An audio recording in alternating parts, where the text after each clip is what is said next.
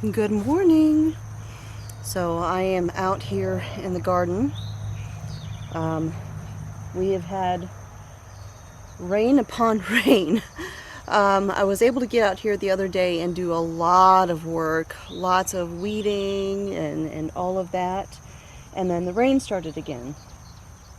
So on a positive note, I haven't had to water my garden in like at least 2 weeks. However, I've got a jungle of a garden, and I think it's about to start raining again. I don't know if you can see, but it is extremely overcast and dark. And I've actually got a trash bag tied around my tripod here so that if it started, I could quickly cover up my camera, and I'm gonna have to do that. So I will check back in again when the rain stops.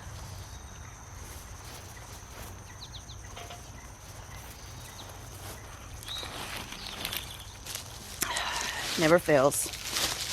Get the camera out, and here comes the rain.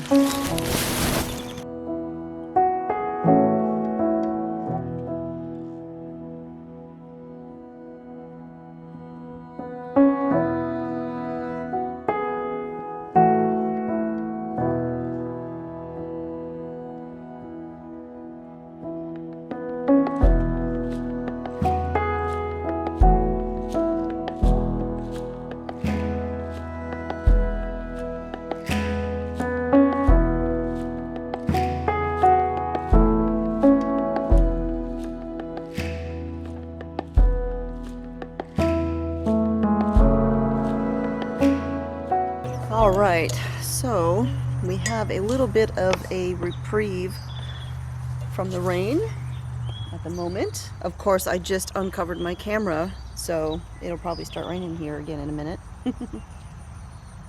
All right, so I wanted to give you a little bit of an update on my Pitiful tomato bed over here.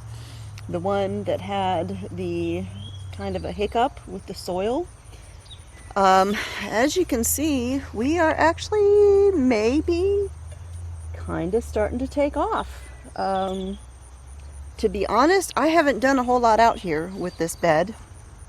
You know, I have fed it with the fish emulsion and all of that. And I'm getting ready to come out here with my Epsom salt and give all of my tomatoes and peppers and everything their feeding of magnesium. But I'm starting to be hopeful about this bed. I wasn't. I just kind of figured it was going to be a washout. Maybe I'd get a tomato or two. I wasn't thinking I was going to see much of anything this year with this. But I am now beginning to see lots of blossoms, and I'm even seeing some tomatoes. And to be quite frank with you, I haven't done much with this bed other than feeding it. I have done almost no pruning on these tomatoes until today. I realized that with all this rain that they had gotten, and they'd been growing like crazy, they needed some pruning, they needed some care. And so I've got some piles of foliage here that I'll take out to the compost, because believe it or not, these plants are looking pretty good. I'm not really seeing any blight. I'm seeing very little pest damage. I have come across a couple army worms, which I promptly squished with my gloves. I'm sorry, I cannot squish bugs with my bare hands, unless it's like a mosquito that's biting me. That I can do, but I just can't squish them with my bare hands. There's a lot of things I can do. That's one of the things I can't. That just grosses me out. But yeah, I'm becoming hopeful with this bed. So let me show you a few of the finds that I have out here. All of the tomatoes that I planted in this bed were paste tomatoes, which are the variety of tomatoes you would really want to use for canning, especially for sauces, marinara, things like that.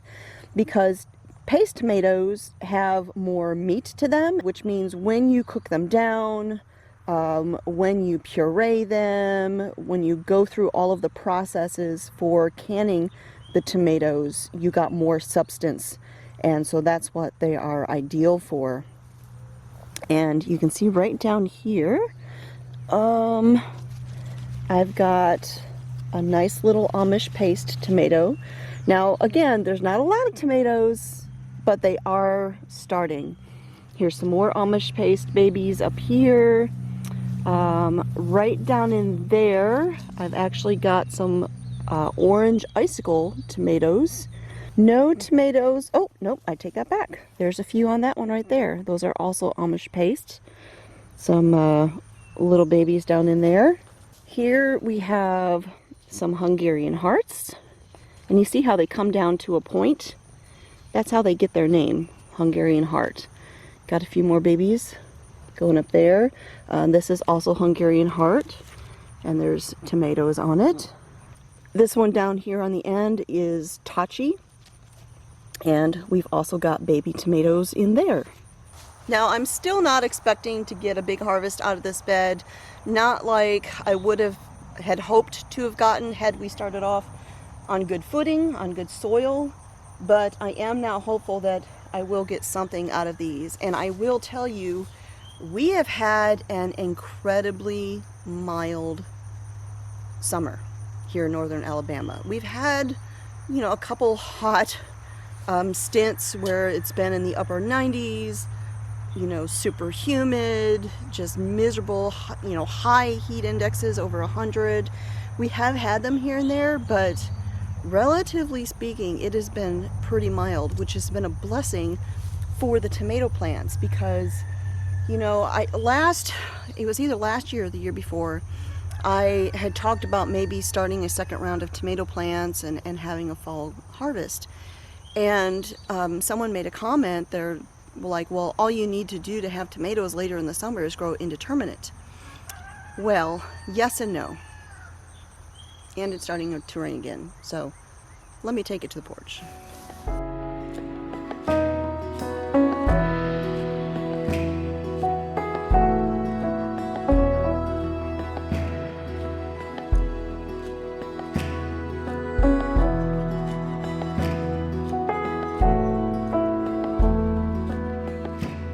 All right. And of course, as soon as I got up here on the porch, it stopped raining. YouTuber problems. But anyways, so what I was saying about the issue with indeterminate tomatoes here where I live. This is northern Alabama, and our summers are very hot and very humid.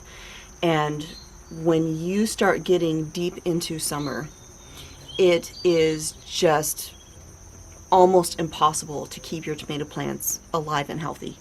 We start dealing with blight because of the severe humidity that we have. Now, granted, southern Alabama is even more humid than we are, but it's still humid up here. And that moisture and the heat is just a breeding ground for bacteria, which means blight. That's one of the reasons I so heavily prune my tomato plants for airflow. I don't want them to be too incredibly bushy, because the bushier they are, the more air gets trapped, the more moisture gets trapped, and the faster the blight is going to happen. So by heavily pruning them and keeping that excess foliage out of there, it lets the air flow through the plants and prolongs my tomato season as long as possible. There is going to come a point where my tomato plants are just not going to make it. I will tell you that because we've been so mild here, it has been a little bit of a blessing because we haven't had the severe heat that just is devastating to the plants. But not only that, the other thing about the heat and the tomato plants is when your temperatures reach a certain point and they get severely hot, your tomato plant may continue to produce blossoms, but those blossoms aren't going to set. When it gets above like 90 degrees and higher, those tomato blossoms will just, they'll form, they'll open, and then they will shrivel up and just fall off. And when we get into those severe summer temps, you're just not going to get any more tomatoes. And if you could somehow keep your tomato plants alive through the Alabama summer and, you know, everywhere else that has these severe hot and humid summer temps, if you could somehow manage to keep your tomato plants alive through that into when the heat breaks and the end of summer comes, yeah, you'll probably get tomatoes once again once those temperatures come down. But as far as here, good luck with that. So that said, because we have had such a break in these temperatures, knock on wood if I believed in that, I'm still getting tomatoes. And ordinarily around this time of year, I'm looking at the end of my tomato season, just because of the blight, just because of the heat and the blossoms not doing anything. And by now, usually my tomato plants are sick and miserable and near their end. So the fact that I got a late start this year, I had to restart my plants after that freeze and losing most of my seedlings, I really wasn't expecting to get much of anything out of my tomatoes this year.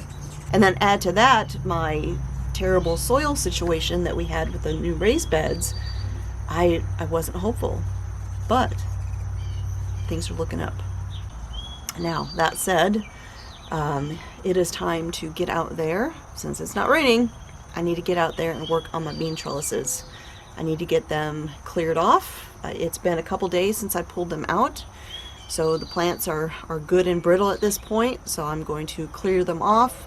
And I was going to put whole cattle panels out there for the arched trellis, which I think are a little bit easier to harvest from, but just for the sake of time, I'm just going to go ahead and reuse my kind of peaked trellises that I had already used, since they're already out there and they're just easy to stick in place because they've been cut. They've got spikes coming off the end and they just dig right into the ground and they stay still. If I use the arches, then I've got to get T-posts. I've got to sink those. T-posts or garden stakes, and I just need to get the beans going. So I'm gonna head on out.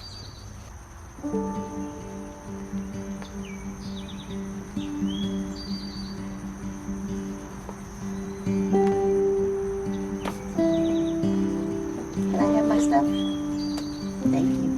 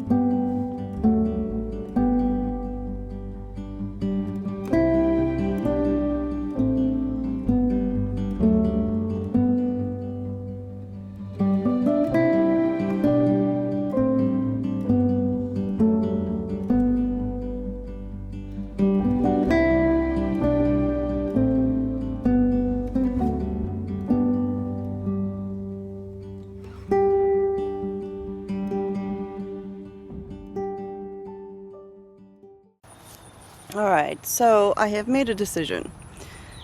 The beautiful bean trellis right there, I'm going to leave it up for the time being. I was about to tear it out, but I realized I've got garden chickens and they really like going under there for the shade. because of all the places they could find shade in the garden, that is the best spot, and it's very cool in there. So I'm leaving it for the time being. Now, over here, I've got my trellis set back up that I had grown beans on previously, cleared off most of the debris. Now, I don't worry too much about getting every bit of the vine off. That's just going to dry and it'll be really brittle and I can just tear it off later. The new beans will just grow up on top of that. The only time I would be concerned about that is if I had had some sort of illness that was in my plants, or if I'd had major pest issues where I'd be concerned that the eggs might be on that. But as it is, it would be just fine to grow on it like that. Now, I did have 2 more pieces of trellis that I decided to go ahead and grab, and since I was not going to use the other trellis, you know, I had 4 sections here, 4 sections in the other one. I have an arched trellis over there that I have melons growing up one side, but I never planted anything on the other side. So I went ahead and planted that. So that gave me 4 plus that one makes 5. So it left me 3 short. Well, I had another 2 pieces of trellis over there, 2 cattle panel portions, and I decided to go ahead and grab them because I wasn't using them, and I brought them out here. I zip tied the ends together, brought it out here, set it up, and I noticed a problem. It's way shorter. Now, I don't know how that happened. I don't know if I don't know how that happened. So that's kind of a predicament. Because if I grow beans on this baby trellis, do you know how hard it's going to be to get underneath there to pick beans? So I'm scratching my head. I'm gonna go look out in the front because I know I've got some more cattle panels, and I think I might have some partial cattle panels. Because I don't think that's gonna work. Yeah.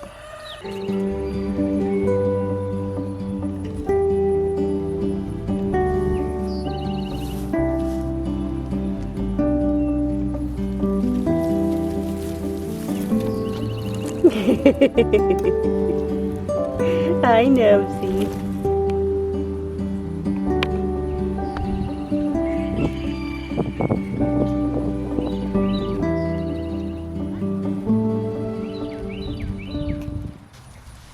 All right, so I've got my 3 trellises in once again, and I got them planted and good to go. So it is time to take a short break, drink some water, and all that good stuff.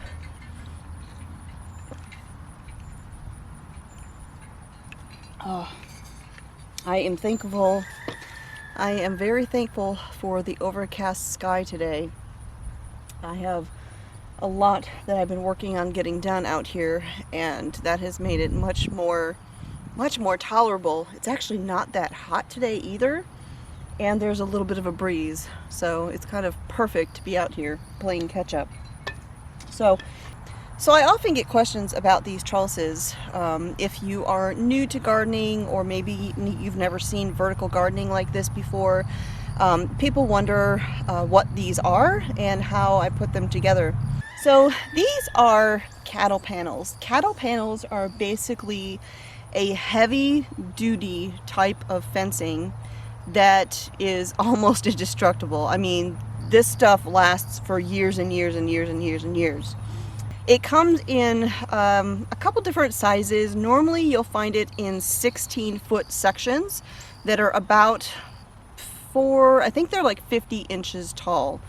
There's also ones called hog panels, which have they're usually shorter and have like closer together sections, but these are cattle panels, and these are the most common ones that are used for trellises. So generally when I use these trellises, I have 3 different ways that I use them. So all throughout my gardens, you'll see cattle panels or sections of cattle panels that I'm using as vertical trellises for tomatoes and other plants. And again, here you can see how incredibly thick this stuff is. I mean, it's not going anywhere.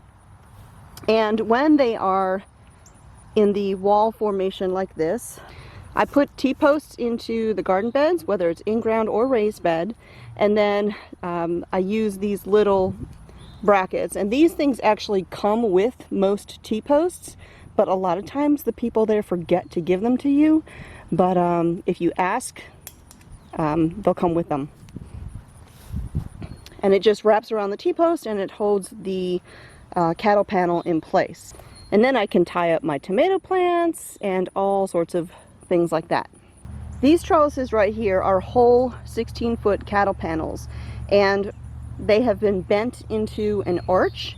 And again, I use T-posts to hold them in place to keep them from going anywhere, because cattle panels are very stiff and they do want to straighten themselves out. And so by putting something nice and firm that I can attach the panel to, they're not going to go anywhere. And using the panels like this in the arch gives me a nice tall growing space. Now I'm sure there's different methods for cutting cattle panels, but I find that the easiest way to do that is with one of these. This is a bolt cutter, which I need to de-rust a little bit because it got left in some wet grass or something. But this makes cutting cattle panels easy, and I don't know what I would do without one of these things. They're not expensive. I think it was like $20-$30. I've had this thing for years and it works great for cutting cattle panels, any kind of fencing. Yeah, bolt cutters. I think everybody needs a set of these. So now for this trellis configuration where I have the two sections coming up to a point, I don't know if you can see it up there, but I just used zip ties, heavy duty zip ties, to hold the ends together.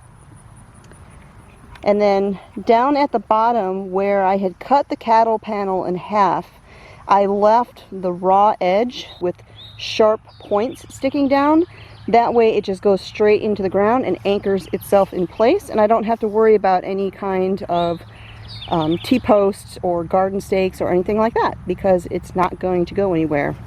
Now if I was just going to use a section of one of these cattle panels as a trellis, for instance like I have over there on the raised beds, I would not want to leave these points because these are very, very sharp. So I always take my bolt cutters and I cut as close to this vertical piece as I can possibly get. Because if you don't, and you walk by and you catch yourself on that, it is not going to feel good. I got my cattle panels at my local Tractor Supply. I've also seen them at the Farmers Co-op, and I'm sure Rural King and other places have them because they're a pretty common tool of sorts that are used in agriculture. I paid, now the price can vary depending upon where you live. I can say that I paid somewhere around $20 to $25 tops per cattle panel. And I know that might seem pricey, but if you think about a store-bought, pre-made trellis that's probably not going to last you very long, especially like those wood ones, you might get one season out of them, two if you're lucky, and they're going to cost a lot more than 20 bucks. Whereas these cattle panels, I have to tell you, I have bought a few of them every year, you know, just a few at a time, growing my supply. I can't tell you which is the first ones I bought and which ones I just bought, because they are so durable that they just don't show wear and tear. I mean, I sincerely don't remember if it was the arches back there that were the first ones that I bought, or if it was these ones over here that I'm using as horizontal walls. I couldn't even tell you. They are definitely well worth the money, and I don't think I could I definitely couldn't have the garden that I do without them. And I use these things for everything. As you've seen, I grow beans on them. I use them as tomato trellises. I just use my spool of that like natural fiber twine. It's the same spool that I've been using ever since I moved here to the homestead. One spool has lasted me years and years, and I just tie things to those trellises. My beans grow up them, my melons grow up them. Growing vertically helps you grow way more stuff than you would ever have the room to do if you had to grow it all on the ground.